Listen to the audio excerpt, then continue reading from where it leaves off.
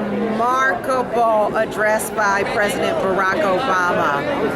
I tell you, we now are privileged here at CIVILRIGHTSAGENDA-COM to have in our presence Mrs. Barbara Arnwine, who is the president and executive director of a very, very, very important organization, the Lawyers Committee for Civil Rights, celebrating its 50th year. Ms. Arnwine, can you tell us a little bit about the history of the organization? Yes, thank you so much for doing this interview and for your great coverage of civil rights issues.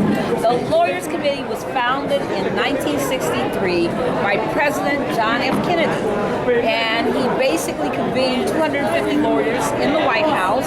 Very contentious meeting because he was saying, where are the lawyers? Why aren't you at the forefront of the civil rights battles?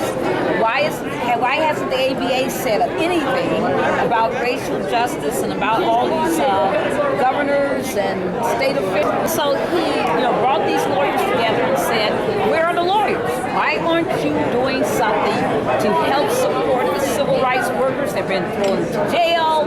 Nobody's taking on these segregated institutions. Where are the lawyers? And then he said, and what's going on with all these state officials who are standing up saying they're going to defy the law, they're not going to follow what the federal courts are ordering them to do? Why isn't the bar saying you got to follow the rule of law in our country? And this was President John F. Kennedy. Now it's interesting. There's I think it may be a misconception. Yes. That President Kennedy had to have his hand forced. Isn't that interesting? Now, what basically I understand happened was that his brother Bobby Kennedy, Robert F. Kennedy, at that point the Attorney General of the United States, spoke to his brother and said, we need to do something about the lawyers not doing enough. And he said, I'm going to do one better. I'm going to call him to the White House. And apparently it was that kind of a meeting that he spoke so forcefully that guess what? There's no record of the meeting. Every other meeting he has, there's a recording of the meeting on file. This meeting, there's no recording because apparently it got that strong up in the room and that he spoke very forcefully to the lawyers. And he expected more of the lawyers. Yes. So these lawyers, were they primarily African American? No. These were members, prominent members of the National Bar from all over the country. So he had members from the American Bar, he had all kinds of lawyers there, but he specifically dictated that 25% of everyone who came had to be African American. But they fell short of that goal, but he still had, out of the 250 lawyers, he still had about 50 African Americans. That's for 1960. For him to have that kind of a mindset where he says, I want to make sure that African American lawyers are represented in the room, that was powerful for back then. People didn't think that way. People didn't think about inclusion at that scale. Sure. And for him to just say that, I mean, that was a powerful statement. Yes. So I think people do underestimate elements of him. Yes. And because he had his moments, and the Lawyers Committee is one of his greatest legacies. Because we've been doing this work for 5 decades. We've been out there fighting, and it's no accident that President Obama called out my name today because he knows the work that we do in fighting for civil rights. We are the Kennedy legacy. So could you please let America know, for those who may not be familiar, what type of work that is that you do?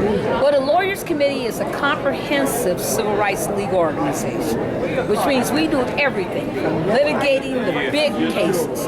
We don't litigate some very small cases. We litigate the big, huge class action cases that cost millions of dollars to litigate and that take many years to litigate. But we were created to be a force that can go after systemic barriers, break them down, try to resurrect the best principles of American society for equal justice, the fight for racial justice. So we are active in everything from school desegregation to stopping the prison, school to prison pipeline, to getting parents involved in education. We do things, we litigate, big class action cases of employment, cases of their housing. Of maybe one of the class action suits that you guys successfully. Yes. Well, one of our biggest areas of activity in 2012, for example, was we won about 4 of the big voting rights cases against Texas, South Carolina, Georgia, Florida. Now, for those who may not be following this day by day, yes, I think that what had happened is that there was the Voting Rights Act of 1965, and there was somewhat of like a time limit, but it had been extended and extended and extended, and then there was a blow. There was the Shelby decision last year. The Supreme Court held that Section 4 of the Voting Rights Act, which was part of Section 5 of the Voting Rights Act, that required a number of states and jurisdictions to submit to the Department of Justice any proposed voting or electoral changes. That they had to have them pre-cleared to make sure they weren't discriminatory. And that's the most critical law that we've ever had, because most laws you have to fight after somebody's discriminated against you. But the beauty of Section 5 was that it prevented discrimination from ever happening. Yes. And so that was the beauty of it. But unfortunately, the Supreme Court, because John Roberts said that he was opposed to the Voting Rights Act many years ago, and he apparently his vendetta continues. And they found that Section 4, which is the coverage provision, no longer was valid, so that means that Section 5 had no applicability in the state. In other words, it's like having a car. Somebody gives you a beautiful car, right, but you can't drive it because they never gave you the keys. So the organization, then of the lawyers, the Lawyers Committee, the Lawyers Committee, then filed. What we did was, originally before they invalidated Section 5, we used it, and we would go and sue jurisdictions that failed to comply with it, that they never submitted their proposed changes because they knew they were going to be struck down, or we would oppose them when they would try to submit them and say that these are unjust, discriminatory practices. And so we sued the state of Texas for discriminating against voter ID law. We sued the state of South Carolina for discriminating against its voter ID law. Now, what year was this? 2012. Not 50 years ago, not 40 years ago, not 30, not 20, but 2 years ago. 2 years ago. Yes.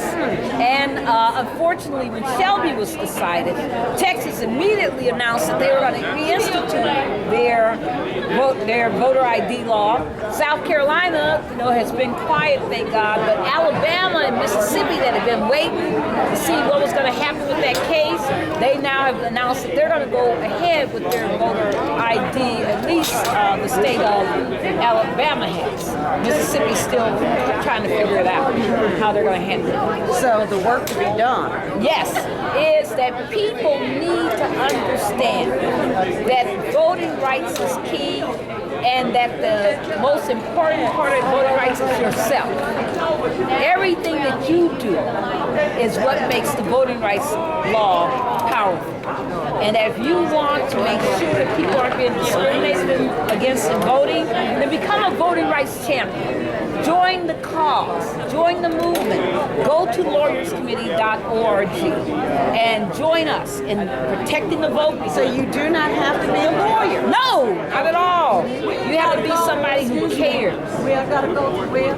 To lawyerscommittee.org. I got my card. All right. So we're organizing right here on the spot. This is how wonderful. it does. This is wonderful. Voting law to help. Absolutely. Absolutely. And people want to be involved, and we help people to be involved, lawyers and non-lawyers. And is this a national organization? Yes, we are nationally anywhere. If you're in Hawaii, we're there for you.